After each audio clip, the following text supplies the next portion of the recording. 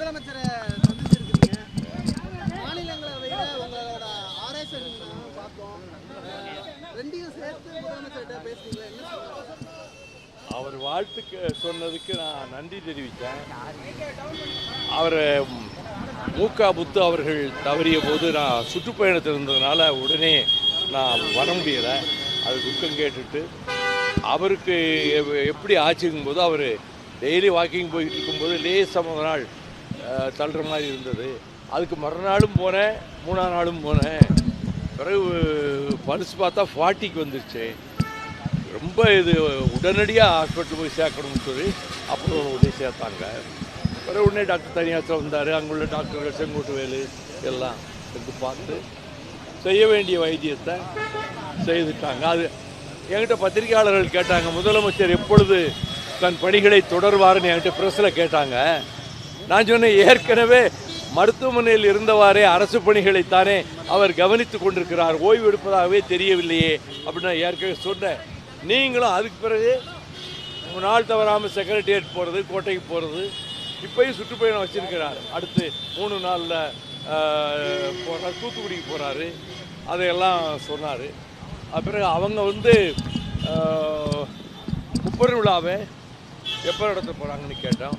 September 17 கரூரில் நடத்துகிறதா இருக்குன்னு சொல்லி சொன்னாங்க. அப்போ நான் சொன்னேன், நாங்கள் 15 செப்டம்பர் 15 பேரறிஞர் அண்ணா பிறந்தநாள் விழா 117வது விழாவை திருச்சியில் வச்சுருக்கிறோம்.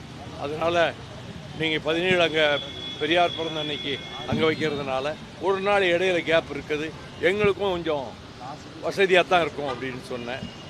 அதன் பிறகு அந்த கவின் கொலை வழக்கில் அந்த குற்றவாளியையும் கைது செய்து அவருடைய தந்தையாரையும் கைது செய்து தீவிரமான காவல்துறை நடவடிக்கைகளை மேற்கொண்டிருப்பதை நான் சுட்டிக்காட்டிய போது உடனடியாக அந்த செய்தி வந்தவுடன் உடனடியாக செய்துவிட்டோம்.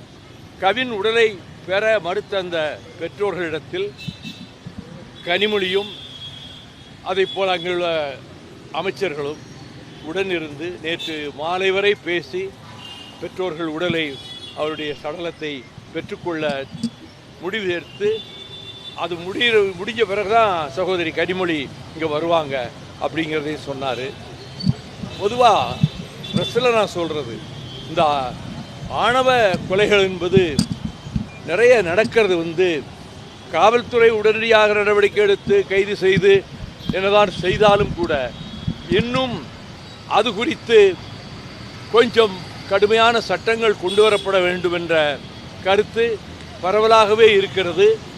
ஆகவே உங்களுடைய அரசும் அதை பரிசீலனை செய்யும் என்று நான் கருதுகிறேன் சொன்னேன்.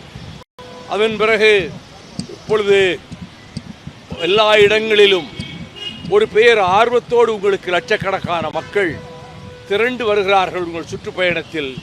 மற்றவர்களின் சுற்றுப்பயணத்தை விட உங்கள் சுற்றுப்பயணத்தில் அலைகடல் போல மக்கள் வருவதும் முழு ஆதரவையும் தருகிறார்கள் என்பதை இது நிரூபிக்கின்றது. ஆகவே ஒரு மகத்தான வெற்றியை எதிர்நோக்கித்தான் சட்டமன்ற தேர்தலை நாம் சந்திப்போம். அது உங்கள் தலைமையிலான கூட்டணி, நம்முடைய முதலமைச்சர் மாண்புமிகு சகோதரர் தளபதி மு.க. ஸ்டாலின் அவர்கள் தலைமையிலான அரசு, திராவிட மாடல் அரசு மிக பெரும்பான்மையான சட்டமன்ற உறுப்பினர்களை பெற்று அறுதி பெரும்பான்மை பெற்று absolute majority on its own திராவிட முன்னேற்ற கழகத்துக்கு மட்டுமே அறுதி பெரும்பான்மை கிடைக்கக்கூடிய விதத்தில் தான் வரப்போகிற சட்டமன்ற தேர்தல் முடிவுகள் இருக்கும் என்று என்னுடைய கருத்தை பத்திரிகையாளர்களிடத்திலே நான் பதிவு செய்கிறேன்.